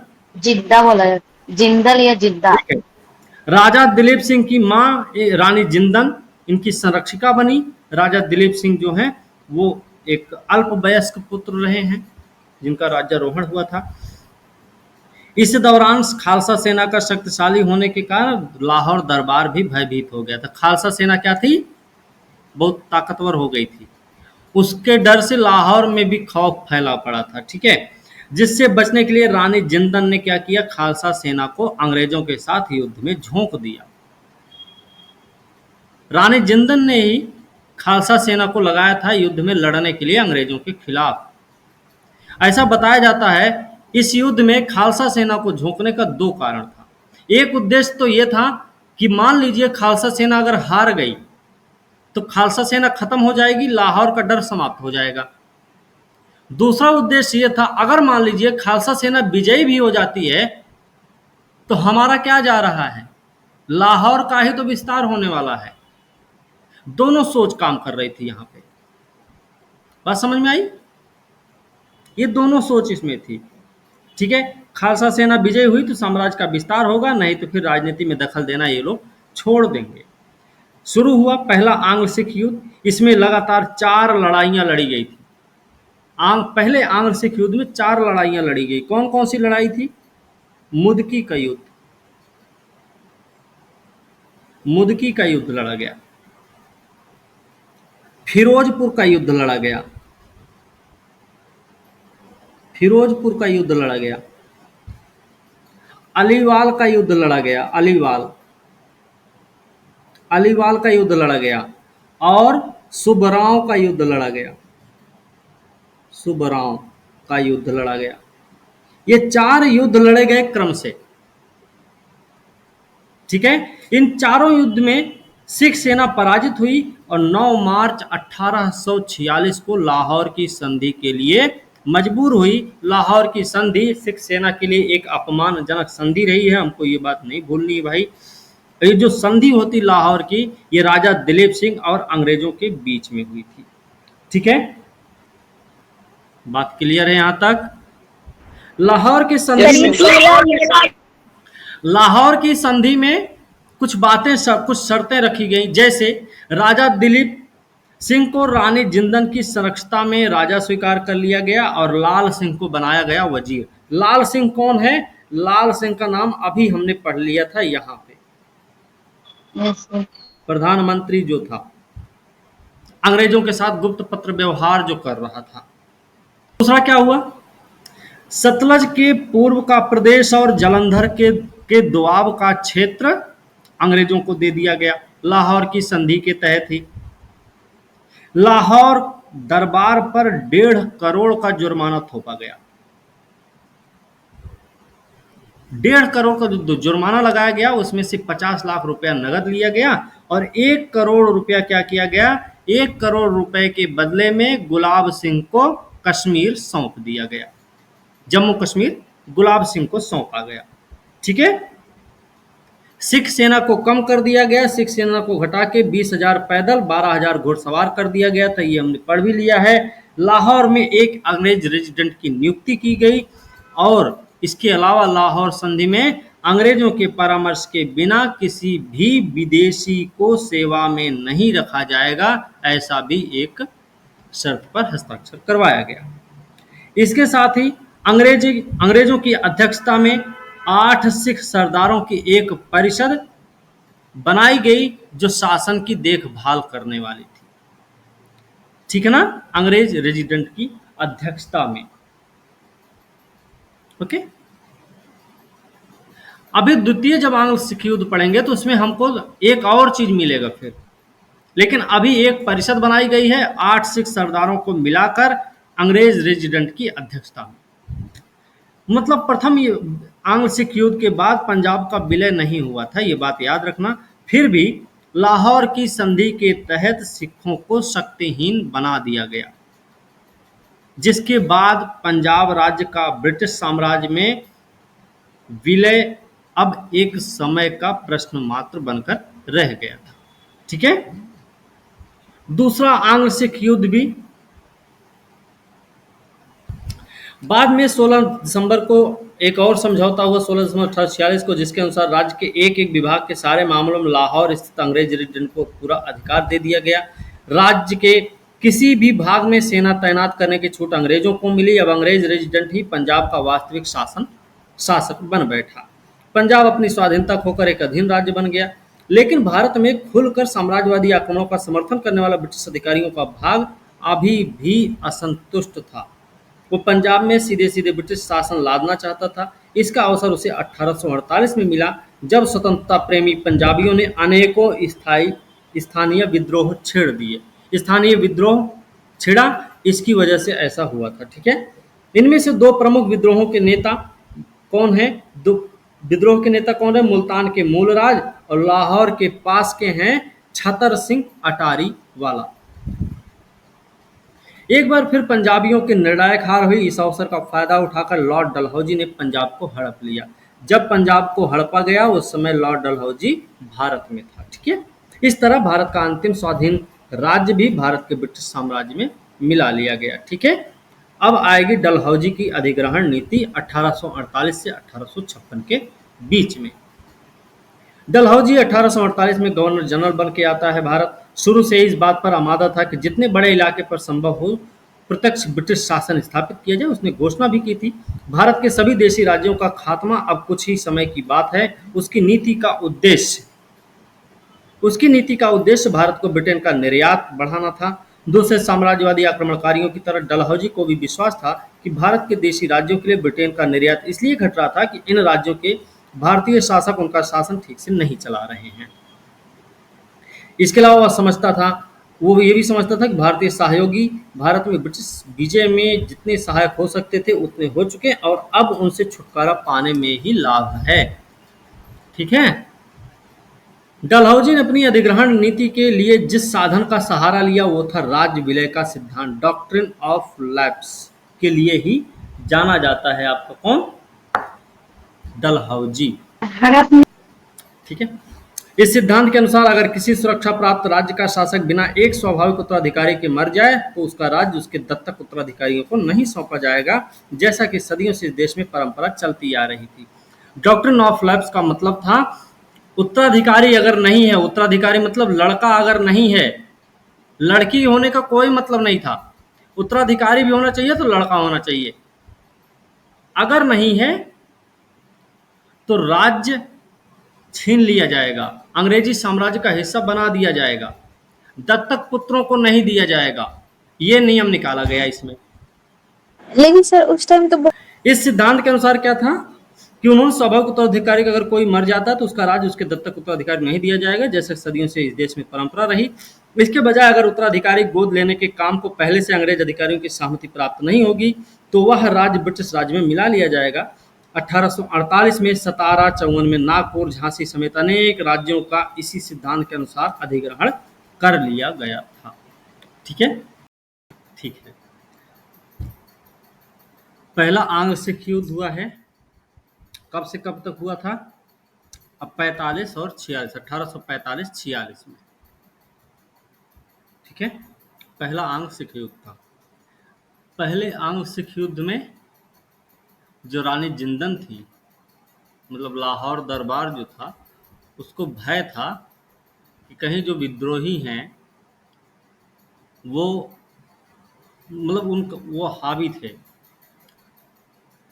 तो पहला सिख युद्ध तो इसलिए हुआ कि अगर मान लीजिए ये सेना हमारी जीत जाती है तो हमारा क्षेत्र का विस्तार होगा, अगर हार जाती है तो क्या हो जाएगा, जो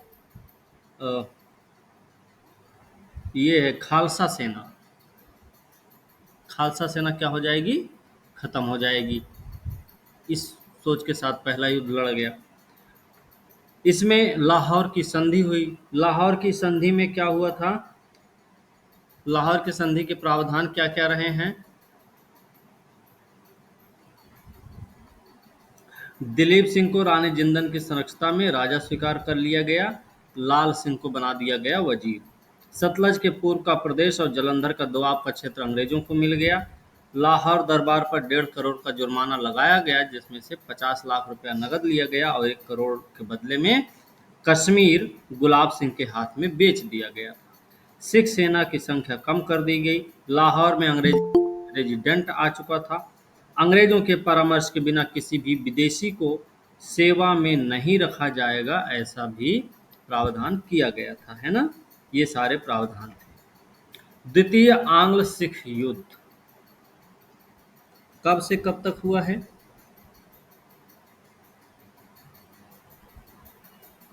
आंग्ल सिख युद्ध 1848 से 1849 के बीच में हुआ है ना। 1846 में एक संधि हुई थी, भैरोंवाल की संधि। भैरोंवाल की संधि के तहत क्या किया गया, दिल्ली महाराजा दिलीप सिंह के संरक्षण में ब्रिटिश सेना का पंजाब में रहना सुनिश्चित कर दिया गया था, भैरोंवाल की संधि के तहत, है ना। बात समझे ना, भैरोंवाल की संधि हमें याद रखनी होगी।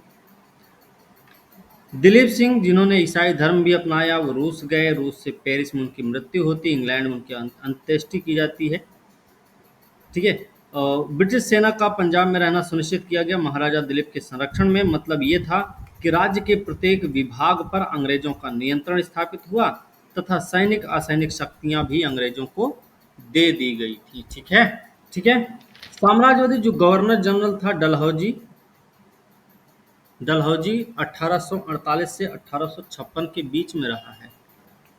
ठीक है। इसी के समय में पंजाब पर फिर से आक्रमण किया गया और पंजाब में जो आक्रमण हुआ वो मुल्तान के गवर्नर मूलराज के विद्रोह ने दिया था। मुल्तान का एक गवर्नर है, मुल्तान का गवर्नर जिसका नाम क्या है, मूलराज। मूलराज के विद्रोह ने पंजाब पर अंग्रेजों को फिर से आक्रमण करने का मौका दे दिया था। ठीक है, इसकी वजह क्या हुई? अंग्रेजी सेना जो थी फिर से खुद को युद्ध के लिए उत्तेजित कर लिया।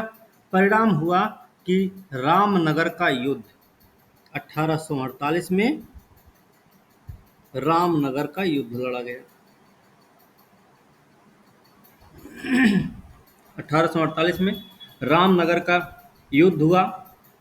चिलियांवाला का युद्ध 1849 में हुआ। चिलियांवाला का युद्ध 1849 में लड़ा गया। ठीक है, इसमें चिलियांवाला के युद्ध में अंग्रेजी सेना का नेतृत्व कौन कर रहा था? अंग्रेजी सेना का नेतृत्व कर रहा था गफ, लॉर्ड गफ जिसका नाम है। और सिख सेना का नेतृत्व कौन कर रहा था भाई? शेर सिंह। शेर सिंह अंग्रेजी सेना का नेतृत्व कर रहा था। लेकिन याद रखना, चिलियांवाला का जो युद्ध रहा है वो एक अनिर्णित युद्ध लड़ा गया। ये अनिर्णित युद्ध हुआ। एक युद्ध और लड़ा गया 1849 में ही, उसका नाम था गुजरात नगर। गुजरात नगर का युद्ध लड़ा गया। ठीक है, इसमें चिरंगा वाला युद्ध का। ठीक है, इसमें अगर देखेंगे पहले वाले में अंग्रेज विजयी हुए। चिलियांवाला युद्ध में सिख विजय हुआ। लेकिन ये जो गुजरात नगर का युद्ध था इसमें अंग्रेजों को विजय मिली। फिर से 3 में से 2 युद्धों में अंग्रेजों को विजय प्राप्त हुई है, एक युद्ध में सिख जीते। लेकिन गुजरात नगर का युद्ध अंतिम युद्ध था। इस युद्ध में जब सिख सेना हार गई तो सिख सेना ने क्या किया? आत्मसमर्पण कर दिया।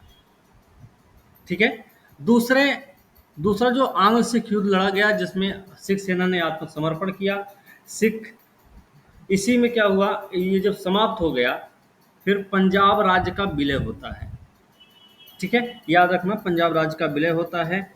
इसमें चार्ल्स नेपियर हैं, नाम याद रखना। पंजाब का जब विलय होता है, नेतृत्व कर रहे हैं चार्ल्स नेपियर। मतलब चार्ल्स नेपियर के नेतृत्व में पंजाब राज्य का विलय हुआ है, याद रखना। और पंजाब प्रशासन को देखभाल करने के लिए एक समिति बनाई गई। प्रशासन के लिए समिति बनी। इस समिति में अध्यक्ष कौन था? अध्यक्ष का नाम है आपके हेनरी लॉरेंस। हेनरी लॉरेंस इसके अध्यक्ष रहे हैं। और इसमें सदस्य कौन थे? जॉन लॉरेंस और ग्रेनविल मानसेल। ठीक है, अध्यक्ष हेनरी लॉरेंस की अध्यक्षता में 3 सदस्यों की एक समिति बनाई गई। ठीक है, इन तीनों लोगों के द्वारा पंजाब के प्रशासन की देखभाल करने का जिम्मा दिया गया। इसी परिषद को ही दिया गया। इस परिषद का गठन किसने किया था? तो गठन किया था डलहौजी ने। डलहौजी द्वारा इस परिषद का गठन किया गया था। ठीक है, अब यहाँ पे एक बात होती, डलहौजी की अधिकार नीति। ये तो हो गया पंजाब का विलय भी हो रहा। तो कब? पंजाब का विलय होता है 1849 में, ध्यान रखना इसे। ठीक है, डलहौजी की अधिग्रहण नीति। लॉर्ड डलहौजी 48 में गवर्नर जनरल बनकर भारत आया। वह शुरू से ही इस बात पर आमादा था कि जितने बड़े इलाके, ये तो देख लिए थे, अपने अधिग्रहण नीति के लिए जिस साधन का सहारा लिया वो था राज्य विलय का सिद्धांत, डॉक्ट्रिन ऑफ लैप्स 48 में इसने सतारा, 54 में नागपुर, झांसी समेत अनेक राज्यों के ऐसे सिद्धांत के आधार पर अधिग्रहण भी कर लिया था। ठीक है, डलहौजी ने अनेक भूतपूर्व शासकों के अधिकारों को मान्यता देने, उन्हें पेंशन देने से भी इनकार कर दिया। हमें ये ध्यान रखना है, जो डॉक्ट्रिन ऑफ लैप्स था, इसके सिद्धांत में ये बात कही गई थी, अगर कोई राजा बिना किसी उत्तराधिकारी के मृत्यु प्राप्त कर लेता है तो उसके राज्य का अधिग्रहण कर लिया जाएगा। उत्तराधिकार में पुत्र की बात हुई थी, याद रखना, दत्तक पुत्र की बात नहीं हुई थी। ठीक है, पुत्री की बात नहीं हुई, दत्तक पुत्र की भी बात नहीं हुई। सिर्फ उत्तराधिकार में कौन आएगा? उस राजा का अपना बेटा। ठीक है ना, याद रखना इस बात को। चलिए, राजा की उपाधियां नवाबों तंजौर के, ये कर्नाटक सूरत के नवाबों तंजौर के राजा की उपाधियां छीन ली गई। इसी तरह भूतपूर्व पेशवा बाजीराव द्वितीय, जिसे बिठूर का राजा बना दिया गया था, जब मरा तो डलहौजी ने उसका वेतन या पेंशन उसके दत्तक पुत्र नाना साहब को देने से मना कर दिया था। लॉर्ड डलहौजी की निगाहें अवध के साम्राज्य को हड़पने पर भी लगी थी, पर इस काम में कुछ बाधाएं थी। पहली कि यह बक्सर की लड़ाई के बाद से ही अवध के नवाब अंग्रेजों के सहयोगी रहे थे। इसके अलावा इन तमाम वर्षों में वे अंग्रेजों के सबसे अधिक आज्ञाकारी भी रहे। अवध के नवाब के कई उत्तराधिकारी थे, इसलिए उस पर राज्य विलय का सिद्धांत भी लागू नहीं किया जा सकता था। अवध के नवाब को राज्य से वंचित करने के किसी और बहाने की जरूरत थी। इस पर क्या आरोप लगाए गए? अवध पर कुशासन का आरोप लगाया गया। कुशासन का आरोप। ठीक है, अंत में डलहौजी ने अवध की जनता की दशा सुधारने के विचार का सहारा लिया। नवाब वाजिद अली शाह पर इल्जाम लगाया गया कि उन्होंने अपना शासन ठीक से नहीं चलाया है। अंतिम नवाब जो हैं वाजिद अली शाह हैं। ठीक है, चलाया और सुधार का लागू करने से इनकार भी कर दिया। इसके बाद उनके राज्य को 56 में हड़प लिया गया। निस्संदेह अवध के शासन का पतन वहां की जनता के लिए कष्ट का कारण था। अवध के नवाब भी अपने समय के दूसरे शासकों की तरह स्वार्थी और अय्याशियों में डूबे हुए थे। प्रशासन ठीक से चलाने या जनता की भलाई करने की चिंता नहीं करते थे, पर इस हालत के लिए वह अंशतः अंग्रेज भी जिम्मेदार थे, जो 1801 से ही अवध पर नियंत्रण किए हुए थे और परोक्ष रूप से वहां राज कर रहे थे। सिर्फ नवाब ही नहीं इस पे थे, इसके जिम्मेदार, है ना। वास्तव में डलहौजी का लालच इस कारण से था कि अवध अपनी बेपनाह दौलत के साथ मैनचेस्टर में तैयार मालों के लिए एक अच्छा बाजार बन सकता था। यही चीज थी जो उसकी तथाकथित मानवतावादी भावनाओं के पीछे काम कर रही थी। ऐसे ही कारणों से कच्चे कपास की ब्रिटेन की बढ़ती मांग को पूरा करने के लिए डलहौजी ने 53 में निजाम से बरार का कपास उत्पादक प्रांत ले लिया था। किससे लिया था भाई? निजाम से लिया था। किसने लिया था? डलहौजी ने लिया था। ये बात हमें इस पर समझ लेनी चाहिए कि देशी राज्यों के बने रहने, हड़पे जाने का उस समय कोई अधिक महत्व नहीं रह गया था। वास्तव में तब कोई भारतीय राज्य था भी नहीं। सुरक्षा प्राप्त देशी राज्य भी उसी तरह ब्रिटिश साम्राज्य के भाग थे जिस तरह कंपनी के प्रत्यक्ष शासन वाले इलाके हुआ करते थे। अगर कुछ राज्यों पर ब्रिटिश नियंत्रण का स्वरूप बदला गया तो केवल अंग्रेजों की सुविधा के लिए, वहां की जनता के हित का इस परिवर्तन से कोई संबंध नहीं था। ठीक है ना। अवध की बात हुई है। अवध के अंतिम नवाब आपके वाजिद अली शाह रहे हैं, है ना। और एक चीज और याद रखना, अवध का जब विलय किया गया तो उस समय अंग्रेज रेजिडेंट कौन था अवध में? उसका नाम था जेम्स आउट्रम।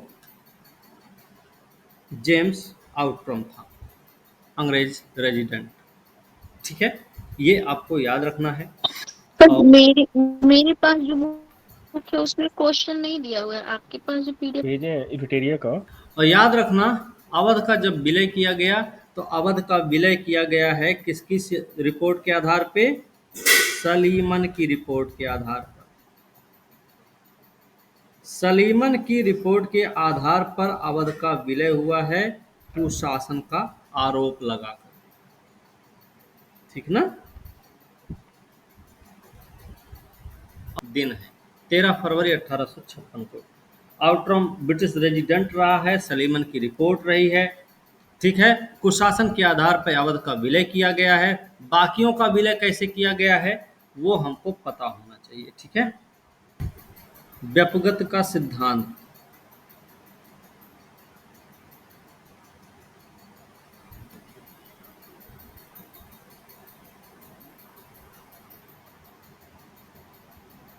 चलिए,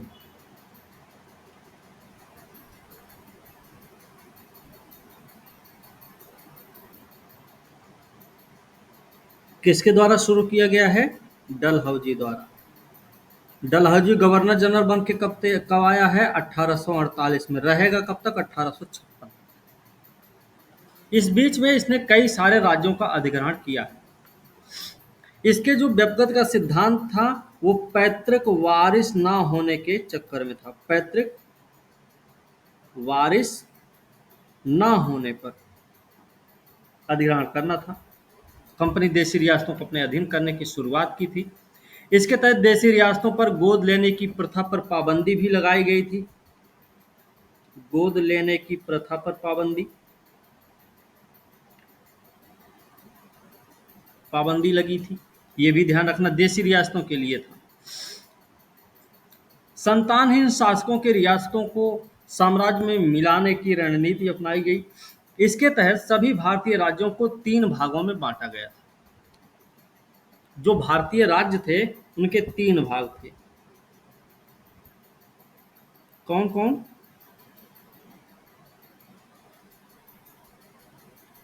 तीन भाग कौन कौन से थे भाई? एक तो वो है, पहला वो है ऐसे राज्य जिनके निर्माण में परोक्ष रूप से, ठीक है, परोक्ष रूप से या अपरोक्ष रूप से ब्रिटिश शासन के अंतर्गत थे, ब्रिटिश शासन के अधीन थे। मतलब एक तो वो राज्य थे, पहला वो राज्य था जिनके निर्माण में ब्रिटिश सरकार का परोक्ष रूप से या अपरोक्ष रूप से योगदान था। पहला राज्य वो था। दूसरा कौन था? दूसरे राज्य कौन से थे? दूसरे वो थे जो ब्रिटिश राज्य के अधीन रखे गए थे। ब्रिटिश राज्य के अधीन रखे गए थे, जिन्हें गोद लेने से पहले ब्रिटिश सरकार से सहमति लेनी पड़ती थी। ठीक है, गोद लेने से पहले इनको ब्रिटिश सरकार से सहमति लेनी पड़ती थी। ठीक है, मतलब इसका अधिकार कंपनी के पास ही सुरक्षित रखा गया कि भाई गोद लेना है कि नहीं लेना है। ठीक है, वही लोग बताते। और तीसरा क्या था? तीसरा प्रकार है स्वतंत्र देशी राज्य। स्वतंत्र देशी राज्य ये क्या थे? स्वतंत्र जो देशी राज्य थे, यहाँ के शासकों को गोद लेने की पूरी आज़ादी दे दी गई थी। यहाँ के राजाओं को, स्वतंत्र देशी राज्यों के शासकों को गोद लेने की पूरी आज़ादी मिल गई थी। ये 3 प्रकार के थे। लॉर्ड डलहौजी ने अपने इस नीति को जो व्यवहारिक बनाते हुए युद्ध को शासन कंपनी की बकाया धनराशि के नाम पर हस्तक्षेप गोद निषेध नीति को अपनाया। मतलब युद्ध नहीं करना भैया, युद्ध नहीं किया जाएगा। क्या किया जाएगा? जो बकाया धन, युद्ध के रूप में जो बकाया धनराशियां रही हैं उसके मामले में हस्तक्षेप करेंगे और हमको क्या करना है? गोद निषेध। भैया गोद लेने की बात नहीं रहेगी, गोद नहीं लिया जाएगा। ठीक है, ठीक है ना। और याद रखना, ये जो व्यक्तिगत का सिद्धांत है इसको साम्राज्यवाद का अंतिम चरण माना जाता है। अंतिम चरण माना जाता है। यह साम्राज्य विस्तार का अंतिम चरण माना जाता है। ठीक है,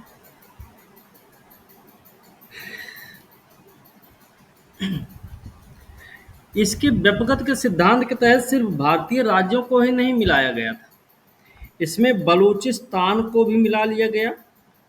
बलूचिस्तान और बर्मा को भी भारत में मिलाया गया। ये भी याद रखना, इस व्यक्तिगत के सिद्धांत के तहत इन दोनों को भी मिलाया गया। पंजाब का विलय हुआ 1849 में। सिक्किम को हराया गया 1849 में ही।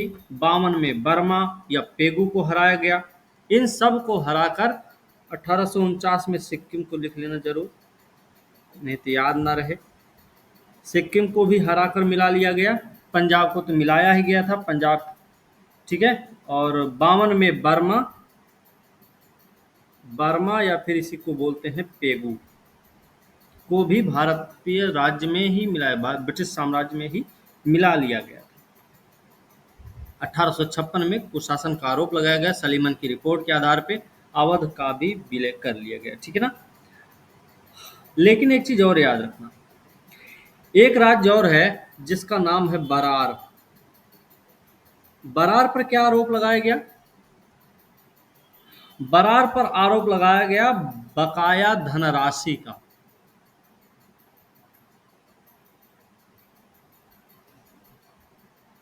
बकाया धनराशि का आरोप लगाकर बरार को भी शामिल किया गया ब्रिटिश साम्राज्य में। हम लोग इन्होंने राज्यों को जो मिलाया था, जैसे पूछा जाता है क्रम भी, कई बार मिलान करने के लिए भी आ जाता है, ठीक है। जैसे सतारा को मिलाया इन्होंने, सतारा को कब मिलाया? 1848 में, सॉरी, जैतपुर 49 में, ठीक है। जैतपुर और संबलपुर 49 में, 49 में। बघाट को 50 में, ठीक है। उदयपुर, ठीक है, एक, हाँ, उदयपुर को 52 में। सर संबलपुर के बाद क्या है? बघाट? बघाट, हाँ बघाट है, ठीक है। 52 में उदयपुर को मिलाया गया, 53 में झांसी को मिलाया गया, झांसी, झांसी 53 में। और फिर नागपुर को कब मिलाया गया? 54 में, 54 में। और करौली को, करौली को 1855 में। व्यपगत सिद्धांत का शिकार होना पड़ा, व्यपगत सिद्धांत के तहत इन सबको शामिल किया गया।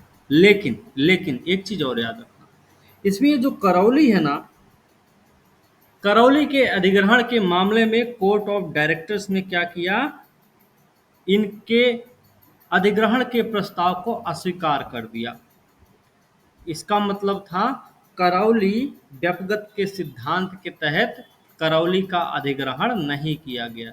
लिख सकते हैं ब्रैकेट में करके, ऐसे करके, कोर्ट ऑफ डायरेक्टर्स के द्वारा प्रस्ताव को अस्वीकार करने पर करौली का अधिग्रहण नहीं किया गया, ठीक है।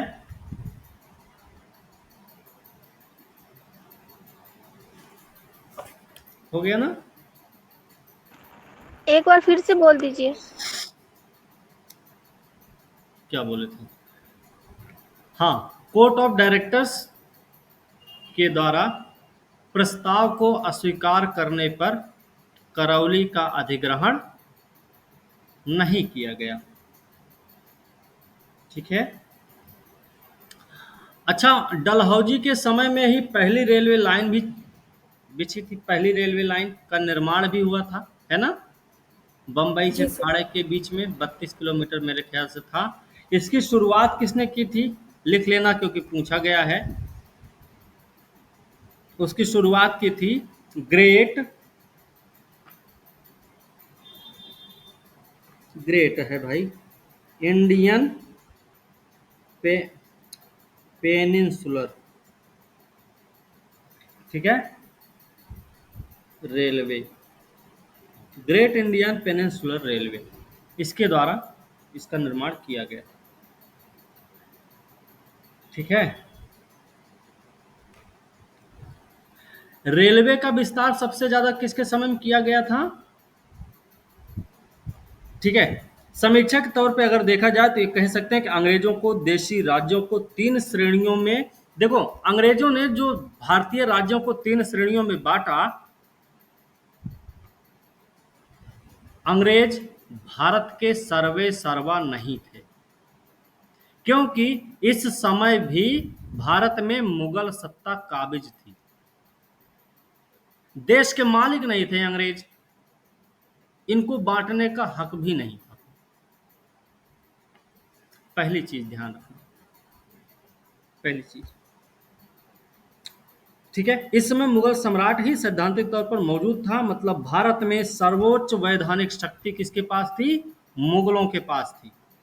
ध्यान रखना, मतलब देशी राज्यों का निर्माण ना तो अंग्रेजों ने किया था और ना ही भारत में सर्वोच्च वैधानिक शक्ति के रूप में अंग्रेज स्थापित थे।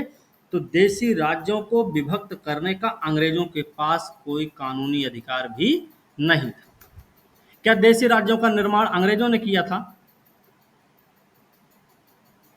क्या अंग्रेज सर्वोच्च सर्वे सर्वा अंग्रेज ही थे? नहीं भाई। तो उनको बांटने का, विभाजित करने का अधिकार बिल्कुल नहीं था भारत में। एक चीज, इस नीति की आलोचना करते हुए हेनरी लॉरेंस ने आलोचना की है, और कर्नल स्लीमैन ने भी आलोचना की कि ब्रिटिश के लिए हानिकारक माना इन्होंने। इन दोनों ने, हेनरी लॉरेंस और कर्नल स्लीमैन महोदय ने आलोचना करते हुए, इस नीति की आलोचना करते हुए ब्रिटिश साम्राज्य के लिए इसको हानिकारक माना। और क्यों माना? क्योंकि ये जो रियासतें थी वो भारत में अंग्रेजों के लिए बांध की तरह काम करती थी। बांध मतलब डैम की तरह काम करती थी, मतलब बाढ़ आ रही, बांध बना हुआ है, पानी सब रुक जाएगा, उसके उस पार नहीं जाने वाला है। गोद लेने की प्रथा हिंदुओं में धार्मिक और कानूनी रूप से मान्य थी, जिसमें हस्तक्षेप करने का अधिकार अंग्रेजों के पास ना तो नैतिक रूप से था और ना ही वैधानिक रूप से था। ठीक है, ये याद रखना। सर अभी के टाइम हिंदू प्रथा में गोद लेने की प्रथा हिंदुओं में धार्मिक और कानूनी रूप से मान्य थी। इसमें हस्तक्षेप करने का अधिकार ना तो अंग्रेजों के पास नैतिक था और ना ही वैधानिक था। इस नीति के चलते देशी रियासतों के शासक और आम जनता में असंतोष की भावना भर गई, जो 1857 की क्रांति के रूप में देखा गया। अंततः अंग्रेजों द्वारा 1858 में अधीनस्थ एकीकरण की नीति का अनुसरण करते हुए देशी रियासतों का समर्थन प्राप्त किया गया। मतलब 1858 का जो नियम लाया गया उसमें सीधे सीधे बोला गया ये हमारे अधीनस्थ के रूप में ही काम करेंगे, हम इन पर कोई कब्जा फब्जा नहीं करेंगे भैया, ये हमारा कोई अधिकार नहीं, ये हमारे अधीनस्थ हैं लेकिन हमारे लिए काम करेंगे।